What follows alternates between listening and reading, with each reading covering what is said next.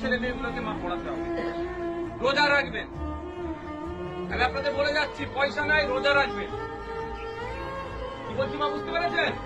অর্থের অভাবে পড়াতে পারছে না, রোজা রাখবেন, খাবেন না সারাদিন, তাও ছেলে মেয়েগুলোকে পড়ান। আর নাহলে আজকে একটা তামান্না গেছে, দেখবেন পুরো গ্রামটা শেষ করে দেবে।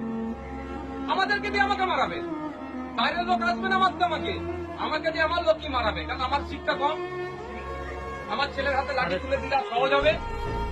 আমার দাদুরা দেখুন, আপনাদের গ্রামে দেখুন, খারাপ লাগবে, দাদুরা দেখুন কারো নেতার হয়ে লাঠিয়ালগিরি করেছে, এখন বাপেরা লাঠিয়ালগিরি করছে, তারপরে ছেলেগুলোকে আবার দেখুন এরকম বোম বাঁধার বাহিনী বানাবে, তার ছেলেকে বানাবে। আর নেতার ছেলে উনি নেতা ছিলেন এমএলএ, তার মেয়ে এমএলএ হয়ে গেল, তার ছেলে মেয়ে দেখবেন আবার ব্রিটিশ এমএলএ হবে। কিন্তু আপনার ছেলেগুলো কোথায়? জেলে যাবে, নাহলে রাতে অন্ধকারে মশার কামড়ে খেয়ে কবরস্থানে লুকোতে যাবে, পুলিশ তারা খাটাবে। এর বাইরে কিছু আর হবে না। তাই অনুরোধ মায়েদের বলছি, রোজা রাখবেন, একবেলা খাবেন না, ছেলে মেয়েগুলোকে পড়ান, তাহলেই সমাজ পরিবর্তন হবে, তাহলেই মাথা তুলে বাঁচতে পারবে, নাহলে কুকুর বিড়ালের মতো জীবনযাপন হবে।